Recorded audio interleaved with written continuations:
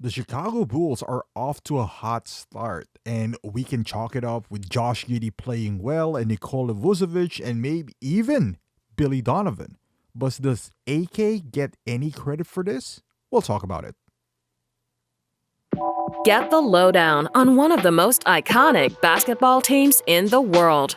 You're listening to Chicago Bulls What is Nation. going on, Bulls Nation? So, as we know, the hottest team on the NBA right now, the most talked about team, I would say, maybe the Thunder is the hottest team, but it's the most surprising is the Chicago Bulls on how they started.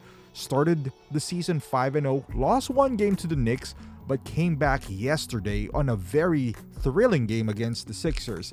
And you can't deny, but give credit to the Bulls organization. And I don't really want to say that, but everything is kind of clicking right now, and they're the Cinderella story of the NBA. With that being said, we all know Josh Giddey is playing out of his mind right now, and also Nikola Vucevic, and pretty much every single player on the team, including Patrick Williams.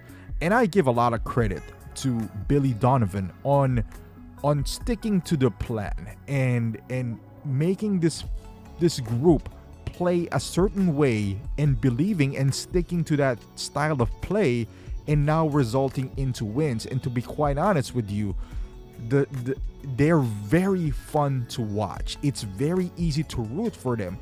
And I guess that's the human nature. If you see a team without a definitive star player playing as a unit, you can't help, even non-Chicago Bulls fan, but root for a team that's sort of an underdog. You know, they're not supposed to be here.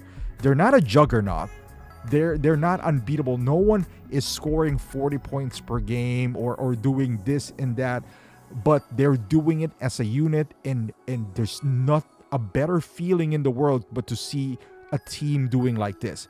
With that being said, I give all the props for this to Billy Donovan, a coach that has been vilified, including myself, here in Chicago for not making it work. But right now, we're at it. And with that being said, there's two guys that you see. We call them AK and what do you call this? AK and Eversley, Marc Eversley. Acme. Do they get any credit for this early success that the Bulls are getting? How much of credit are they supposed to get? Because we blamed them a lot for the roster construction back then. You know, they're like, hey, you know what? Billy can only play the players that they put in.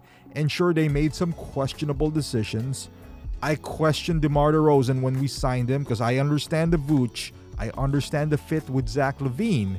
I get the Lonzo Ball, even though he was already injury prone when we got him. But the biggest question mark was DeMar DeRozan. Heck, I'm not even going to lie. I questioned the Alex Caruso move as well, but that turned out to be the really key move that they did because they got him for a bargain, and he turned out to be the Josh Giddey that we have now. So with that being said, they're not all misses, but they're all not hits as well. But in this particular segment of the Bulls, how much credit do they get? I would say around 30%. And hear me out on this. They got kind of lucky on this one. It's an easy position to be the front office when you got nothing to lose. I would give Billy Donovan 70% of the credit for what the Bulls are doing and 30% front office. 30% because they didn't give up on Billy Donovan. They re-signed him. They doubled down on Billy Donovan. With the roster, they have no choice. No one, like the no star players coming to the Bulls. So it's not like, they can offer a star player to get in here. No one wants to trade for Vooch in the beginning of the season. So they have no choice but to stick with Vooch. With Josh Giddey, I give them credit for haggling, and I wouldn't even call it lowballing. It sounds lowball now, the way Giddey's playing, but it's a favorable contract for the Chicago Bulls, and I'm happy that they did that. But how these guys are playing, they're not a part of that. This is all Billy Donovan. And them, we can give them credit for, hey, you know what? This is their vision. They stuck with a team. I think they're just stuck with a team because they have no choice. it's either give away picks or stick with the team. I think the plan all along is to stick with this team and hopefully they do good. If they don't, the worst case scenario is we have all our picks, so we're going to get a good pick anyway. I think that was the outlook coming into the season. I think the front office themselves are surprised on how well these guys are playing. Like this, Noah Esingay, a project. You know, if they had a vision that they're going to win this year, I bet you they would have drafted somebody more refined, more ready to play now than Noah Esingay. That only shows that they're looking ahead, which I don't blame them at all. I don't blame them for that type of mentality. I'm just saying right now, this was an accident. This is a beautiful accident for the front office. So, you know, again, I don't blame AK again at all, but I also don't give them credit for the success. I would give this 70% to Billy Donovan. And as much as it pains me to say this, but I'm happy to say this. I'm glad that we kind of stuck around with him, because now it looks like without a star that he needs to kind of cater to, he's coaching more freely. He took out Matas Buzelis when he was having a bad game yesterday. And Matas came back, you know, didn't kill it, but played a lot better. He turned around the effort, and that's all I can ask for, because I know our talent is lacking, but the effort that these guys are showing.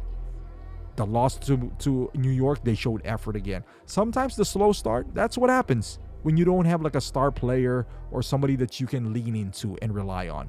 But he's making these guys work, and I love it. I give Billy all the credit for that. Now the roster, how they gelled together, and they're fun to watch, and the chemistry is so good. I don't think it's due to the roster construction of AK. I think it's a product of circumstances that they just walked into. But let me know in the comments. What do you think? Do you think this is the AK's vision all along, that these guys are going to be number one seed, or I'm going to stick with them? Or he just got lucky? Speaking of lucky, we need to re-sign Kevin Werder, because we got lucky between him and Trey Jones. So that would be in the next video. So which one of these guys should we retain for next year? Because they're all going to be free agents. Thank you for watching. If you're a Bulls fan, please consider subscribing, and I'll see you in the next video.